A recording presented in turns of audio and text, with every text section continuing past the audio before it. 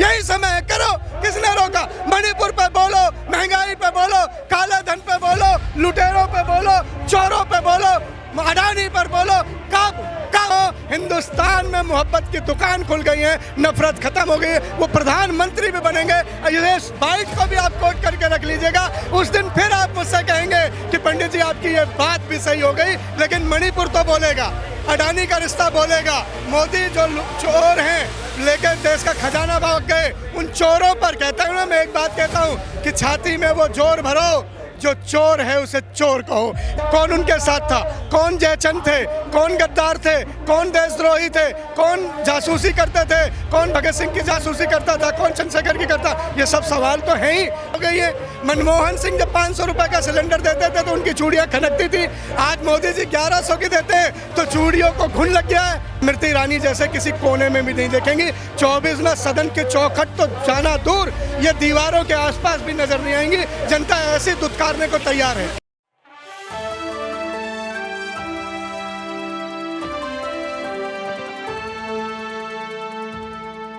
गूंगी संसद हुई बहाल, आ गया राजीव का लाल। ये पंक्ति लिखने वाले संदीप मिश्रा एक बार फिर से जंतर मंतर पहुंच चुके हैं और इस बार कुछ नया लिख दिया कि संसद में मोहब्बत की आंधी है, देखो आ गया राहुल गांधी है। संदीप मिश्रा लगातार कविताओं के माध्यम से, शायरी के माध्यम से अपनी कलम को ताकत देते रहते हैं, कलम को धार देते रहते हैं और कांग्रेस पार्टी के नेता, पूरे देश के नेता राहुल गांधी का समर्थन करते रहते हैं। संसद में राहुल गांधी गूंजने वाले हैं, दहाड़ने वाले हैं और इसके पहले जंतर मंतर पर युवाओं ने जो है मोर्चा खोल दिया। युवाओं ने चक्का जाम कर दिया। युवाओं ने ये बता दिया कि राहुल गांधी युवा नेता है, संसद में अविश्वास प्रस्ताव हो या कोई भी प्रस्ताव हो, हर एक सवाल पर जो है जवाब लिया जाएगा। लेकिन सवाल वही रहेगा कि क्या देश के प्रधानमंत्री राहुल गांधी को उन सवालों का जवाब देंगे? क्योंकि लगातार देखा जाए तो राहुल गांधी का अंतिम सवाल कि अडानी की सेल कंपनियों में 20,000 करोड़ रुपए किसके हैं, इसका जवाब अभी तक नहीं आया। मणिपुर की हिंसा को लेकर कांग्रेस पार्टी के नेताओं ने सवाल दाग दिए, जवाब अभी तक नहीं आया। महंगाई के मुद्दे को लेकर सवाल दे दिए, जवाब अभी तक नहीं आया। जवाब कब मिलेगा, इस पर बात करने के लिए संदीप मिश्रा से जानेंगे। सर कैसे हैं आप? मैं अच्छा हूँ और आज का देश का सबसे बड़ा सवाल है, वेयर इज मोदी? हिंदुस्तान जानना चाहता है मोदी कहाँ है। पूछता है भारत, बताओ मोदी तुम कहाँ हो? देश की जनता जानना चाहती है मोदी कहाँ छुपे हैं। कब आओगे मोदी? कब बोलोगे मोदी? क्या मुंह खोलोगे मोदी? क्या फिर से बेटियों पर कोई दर्द आएगा मोदी को? देश जानना चाहता है कि देश का प्रचार मंत्री तो कोने कोने में दिख जाता है, लेकिन जब प्रधानमंत्री बन के आना होता है तो कहाँ छुप जाता है देश का प्रधानमंत्री? अविश्वास प्रस्ताव को लेकर राहुल गांधी जो है बोलने वाले हैं, लेकिन कयास लगाया जा रहा है कि प्रधानमंत्री नहीं पहुंचेंगे, फिर नहीं पहुंचेंगे। कैसे आपको न्याय मिलेगा? कैसे सवालों का जवाब मिलेगा? हिंदुस्तान और दुनिया का सबसे बड़ा लोकतंत्र का मंदिर इस बात की तस्दीक कर रहा है, गवाह है। वो देख रहा है कि आज सदन में असली शेर कौन है और नकली खिलौने कौन है। असली शेर मणिपुर भी जाता है, असली शेर भट्टा पर सौल भी जाता है, अडानी पर सवाल भी खड़ा करता है। वो पोस्टर भी लहराता है जिसमें अडानी के हवाई जहाज में मोदी जी आराम फरमा रहे हैं। 4 अगस्त को आपने कहा था कि राहुल गांधी संसद पहुंच जाएंगे। आपकी बात तो सही हो गई क्योंकि आपके अंदर वो ताकत थी, आपका समर्थन था।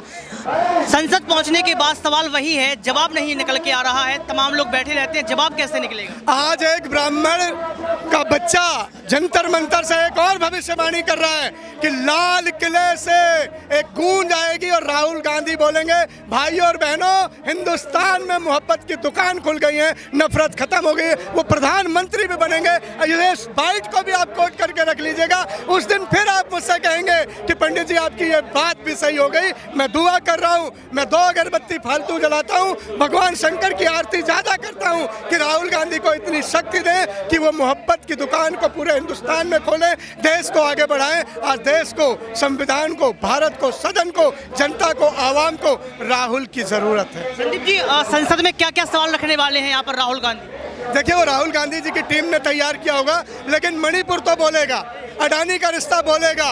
मोदी जो चोर हैं लेकर देश का खजाना भाग गए, उन चोरों पर कहता हूँ ना, मैं एक बात कहता हूँ कि छाती में वो जोर भरो, जो चोर है उसे चोर कहो। ये छाती में जोर किसके है? आज राहुल जी के अलावा किसकी छाती में इतना जोर है कि चोर को कह दे? और चोर को चोर कहने की सजा जेल ही नहीं, जमानत ही नहीं, फांसी भी होगी तो हम कांग्रेसी हंस के सह लेंगे, अपने गले को आगे बढ़ा देंगे। हम भगत सिंह के बच्चे हैं, हम इंदिरा के बच्चे हैं, हमें डरना नहीं सिखाया। कांग्रेस डरती नहीं, मेरा नेता कहता है, राहुल गांधी कहता है, डरो मत।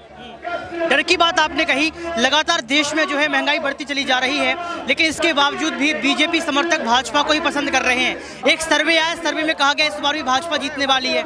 जाहिर तौर पर जब गुलामी का चश्मा आंखों पे चढ़ जाता है तो कोई और कुछ नहीं दिखता। सावन के अंधे को हरा ही हरा नजर आता है। आपको पता होगा जब ईस्ट इंडिया कंपनी यहाँ थी, हमारे ही तो भारतीय ज़्यादा थे, भारत के लोग ही तो ज़्यादा थे। मुट्ठी भर अंग्रेजों ने 200 साल से ज़्यादा हम पर शासन किया। कौन उनके साथ था? कौन जयचंद थे? कौन गद्दार थे? कौन देशद्रोही थे? कौन जासूसी करते थे? कौन भगत सिंह की जासूसी करता था? कौन चंद्रशेखर की करता? ये सब सवाल तो हैं ही। आज भी वही है, गुलाम लोगों को गुलामी करनी आती है और गुलामों को लगता है कि मोदी उन्हें बचा सकते हैं, जबकि देश को लगता है कि राहुल गांधी वतन के लिए ज़रूरी है। मिश्रा जी, आप पंडित हैं और सर्वे लगातार कह रहा है कि इस बार जो पंडितों का वोट है, जाट का वोट है, राजपूत का वोट है, वो भाजपा को जाएगा। इसको आप कैसे देखते हैं? कैसे अपने समुदाय को इकट्ठा करेंगे मिश्रा जी? बड़ी चुनौती है आपके लिए। देखिए, हिंदुस्तान क्या है, डिवाइड एंड रूल करना मोदी और शाह को आता है और भारत जोड़ो राहुल गांधी को आता है। यही तो विचारधारा है।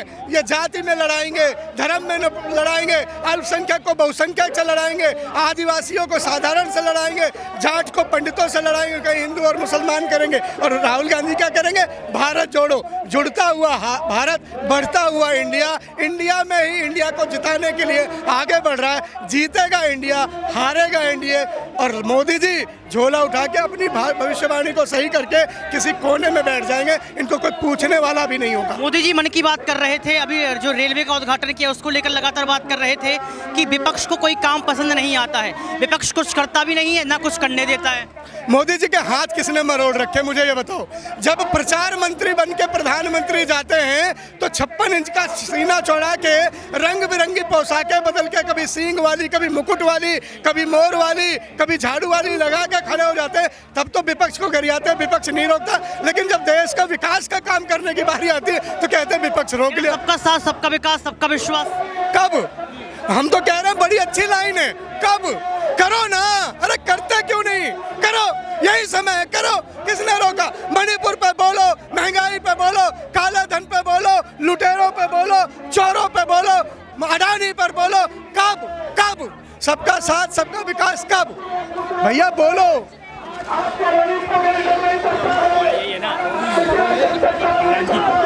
तो यहाँ पर सबके साथ सबके विकास की बात की गई।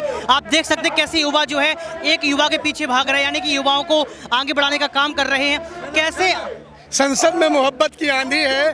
देखो आ गया राहुल गांधी है। मैंने तब भी आपको कहा था, आपको याद होगा कि कितने राहुल रोकोगे, घर घर से राहुल निकलेगा।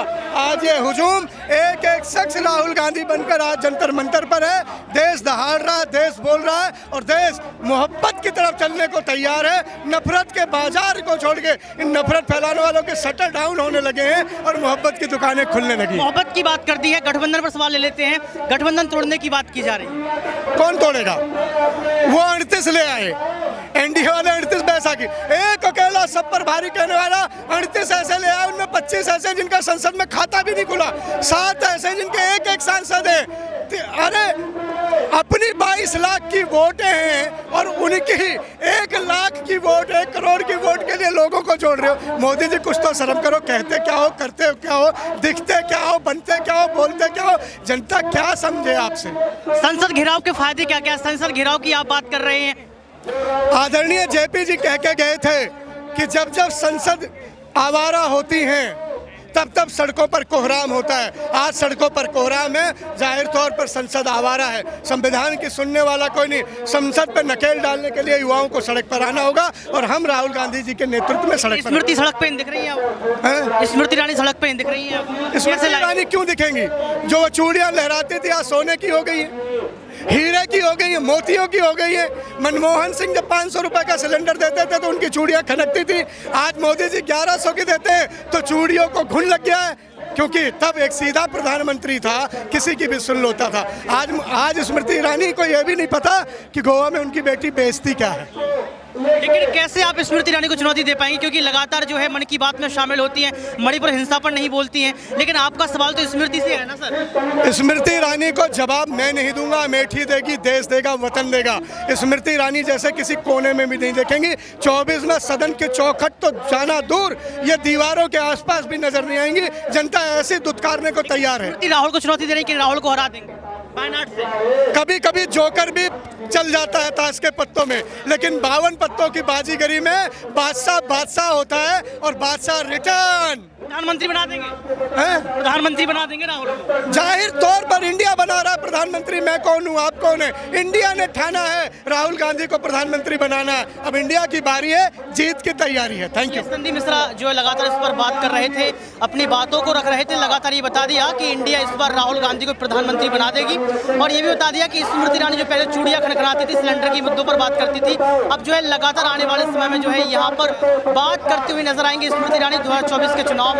लेकिन यहाँ पर जानने का ये प्रयास करेंगे और लोगों से कि कैसे जो है यहाँ पर लड़ाई करेंगे, कैसे आप जीत पाएंगे, कैसे आप जो है यहाँ पर बीजेपी को चुनौती दे पाएंगे। चुनाव नजदीक है, युवा इकट्ठा हो गया है जोरों शोरों से। अब तो राहुल भी संसद पहुंच चुके हैं। जी, राहुल गांधी की संसद सदस्यता बहाल हो चुकी है।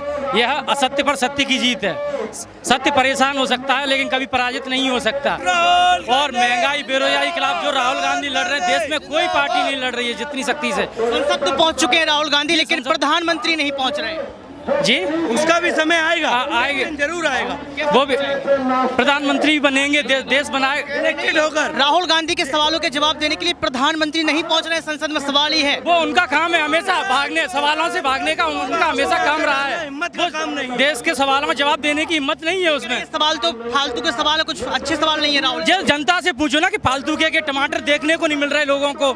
सिलेंडर 1200 रुपए का सिलेंडर है, खाद से लोग परेशान है। महंगाई, अपने डीजल पेट्रोल के दाम आसमान छू गया। आम आदमी का जो बुरा हाल है, बेरोजगार हैं, युवा सड़कों पे घूम रहे हैं। आप खुद देख रहे हो कितना बुरा हाल हो चुका है देश में। निर्मला सीतारमण कह रही है कि वो प्याज नहीं खाती है। वो तो कल कहीं है टमाटर भी नहीं खाती का देश, कल कहीं मैं रोटी भी नहीं खाती, मैं तो काजू बादाम खा लेती हूँ। तो क्या पूरा देश काजू बादाम खा लेगा क्या? कैसे लड़ेंगे? प्रवक्ता है आप, जो है मध्य प्रदेश से आप आए हैं, मध्य प्रदेश में ही भाजपा की सरकार है, चुनाव भी नजदीक है मध्य प्रदेश में, कैसे आप चुनौती को जो है सामना करते हुए?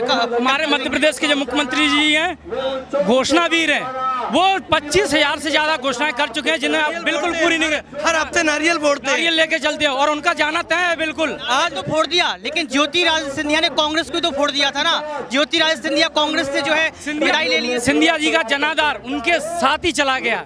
उनका अब कोई जनाधार, उनका जनाधार सिर्फ पार्टी में रहने से था। कहते तो है कि सिंधिया के बिना मध्य प्रदेश अधूरा है। सिंधिया जिसके बिल्कुल बात गलत है। सिंधिया कांग्रेस की वजह से सिंधिया थे, आज सिंधिया बीजेपी में, तो उनका कोई भाजपा है। मध्य प्रदेश में 3 तरह की भाजपा है, नाराज भाजपा, महाराज भाजपा और शिवराज भाजपा। और अब इस तीनों भाजपाओं का मिलके अंत होने वाला है। लेकिन महाराज भाजपा तो हावी है ना। नहीं, बिल्कुल भी नहीं है। चंबल में सिंधिया का अस्तित्व उनके बीजेपी में जाने से ही खत्म हो गया उनका अस्तित्व। सिंधिया तो मुख्यमंत्री बनना है, भाजपा के पास जो है वोट बैंक ज्यादा है। सिंधिया तमाम समुदाय के वोट बैंकों को रखते हैं, आदिवासी वोट बैंक। एक बार सिंधिया जी को घोषणा करके देख ले मुख्यमंत्री चेहरा, अगर जमाना जब्त ना हो जाए मध्य प्रदेश में उनकी, तो आप खुद देख लेना। चंबल क्षेत्र के 16 विधायक उनके साथ गए थे। चंबल क्षेत्र के 16 विधायक उनके साथ गए थे। मुरैना से भी कुछ विधायक गए थे, वो सारे हार गए। मंत्री पद पे थे, वो भी हार गए। कह रहे थे आप कितने जीते थे मध्य प्रदेश से चुनाव? जब सिंधिया साथ गए थे तो कितने जीते? पूरे जीत जाते। 40 से 42 बाकी के मुरैना जिले से सभी हार गए थे ना, चंबल से सब हारे थे ना रे, 1-2 जीत गए थे ना। बाकी के सिंधिया जी की हाल हो रही है। कमलनाथ जो है अपने दम पर चुनाव लड़ लेंगे। कमलनाथ ही मुख्यमंत्री बनेंगे, बिल्कुल। तो कमलनाथ जो है इस बार किस रणनीतियों के आधार पर चुनाव लड़ रहे हैं? जनता क्या पसंद कर रही है? कमलनाथ के साथ जनता है, विश्वास है, कमलनाथ जी के विश्वास है जनता। और अगर कमल आप हम घोटालों से त्रस्त आ चुकी है, एक के बाद घोटाले, पुलिस भर्ती, शिक्षक भर्ती, पटवारी भर्ती, एक के बाद युवा परेशान हो चुका है। शिवराज मामा से एक के बाद घोटाले किए जा रहे हैं व्यापम में। और उसके भाजपा के विधायक घर घर दारू सौंपने का काम करते हैं। हर गांव दारू पहुंचाने, कंट्रोल मिले या ना मिले, मगर दारू का ठेका आपको हर गांव में के मिलेगा। साथ आप अत्याचार देख रहे हैं, आदिवासियों के साथ आप अत्याचार। सवाल तो ये है कि शिवराज सिंह चौहान बागेश्वर धाम पहुंचे तो कमलनाथ भी बागेश्वर धाम पहुंच गए। जी, वो उनकी श्रद्धा है, वो किसको मानते हैं। सबकी अपनी अपनी हिंदू धर्म है, तो भगवान को ही पूजेंगे, मानेंगे। पर रहे कि नकल कर रहे हैं, कमलनाथ शिवराज की नकल कर रहे हैं। नहीं, ऐसा कुछ नहीं है। वो तो घर में श्रद्धा है। करेंगे सारे। कौन क्या भागवत और गीता कुरान नहीं पढ़ सकता, क्या नहीं करवा सकता? सब करवा सकते हैं, स्वतंत्र है। मध्य प्रदेश में क्या कोई का वो है जनाधार कि वो चाहेगा वही होगा। सब बुला सकते हैं। जो कह रहे थे आप? जितना कमल शिवराज जी को है हक धर्म को मानने का, उतना कमलनाथ जी को। अकेली बीजेपी की हिंदूवादी पार्टी नहीं है वो। आपका विधानसभा क्षेत्र किस पार्टी को पसंद करता है? हमारा विधानसभा क्षेत्र कांग्रेस पार्टी जौरा विधानसभा क्षेत्र पंकज उपाध्याय के अलावा कोई दूसरा नाम नहीं है। ग्वालियर चंबल संभाग में मुरैना जिले में जौरा विधानसभा क्षेत्र है। ग्वालियर से सिंधिया है, तो सिंधिया का वोट बैंक ज्यादा है या फिर जो जौरा क्षेत्र है वहाँ इंडिया का पर? मराठा समाज है ही नहीं, मध्य प्रदेश में नहीं है। कहाँ है? मुझे उसका समाज बताएं, उसका वोट बैंक बताएं। किस सिंधिया का कोई जनाधार नहीं बचा। उनका जनाधार कांग्रेस पार्टी में से था, उनका जनाधार बीजेपी में सिंधिया कांग्रेस में वापसी करते तो स्वीकार है सिंधिया? नहीं जो पार्टी का हमको स्वीकार नहीं है। पार्टी के ऊपर नेता पर जनता बिल्कुल कतई स्वीकार नहीं यानी करेगी। कि आप दोगले लोगों को सिंधिया को कोई जगह नहीं है? बिल्कुल कोई जनता कोई स्वीकार नहीं करेगी। कमलनाथ ही मुख्यमंत्री? कमलनाथ मुख्यमंत्री ओनली चेहरा। इस बार मुख्यमंत्री कौन मध्य प्रदेश का? कमलनाथ के चेहरे पर नेतृत्व में सारे नेता मिलकर चुनाव लड़ने की तैयारी में है। उनके पास अभी कोई मुख्यमंत्री का चेहरा ही नहीं। बीजेपी पे कम से 5, 7, 8 चेहरे हैं। कैलाश विजयवर्गीय, नरोत्तम मिश्रा, शिवराज सिंह, प्रहलाद पटेल, जाने कितने चेहरे हैं। मध्य प्रदेश 150 पार, 150 पार कांग्रेस। कांग्रेस कमलनाथ जी के नेतृत्व में एक ही चेहरा कमलनाथ जी। ये सब नए नए है ना, ये कांग्रेस की सरकार बनाएंगे। अच्छा, भाजपा की। हाँ। ठीक है, तो यहाँ पर कांग्रेस की सरकार बनाते नजर आ रहे हैं मध्य प्रदेश के अंदर। जौरा से ये तमाम लोग आए हैं। सबसे बड़ी बात ये है कि सिंधिया को नकार दिया, ये कह दिया कि अगर सिंधिया घर वापसी करते तो सिंधिया को कोई मौका नहीं दिया जाएगा। और सिंधिया यहाँ पर मुख्यमंत्री बनने के सपना भी देखते आए हैं। अब देखना ये पड़ेगा कि युवा जो है ये कैसे कमलनाथ की सरकार बनाते हैं और कैसे मध्य प्रदेश में जो है भाजपा पार्टी को उखाड़ फेंकने का काम करते हैं। क्योंकि भाजपा पार्टी का जो एक आंकड़ा है, जो समीकरण है, वो लगातार ये बता रहा है कि यहाँ पर जो है कहीं ना कहीं इस बार जो है सरकार बन सकती है फिर से मध्य प्रदेश में भाजपा की। लेकिन कांग्रेस पार्टी के समर्थकों ने ऐलान कर दिया कि इस बार कुछ भी हो जाए सरकार तो कांग्रेस की बनेगी मध्य प्रदेश के अंदर। तो ये मध्य प्रदेश की तस्वीर भी आपने इस समय देख ली।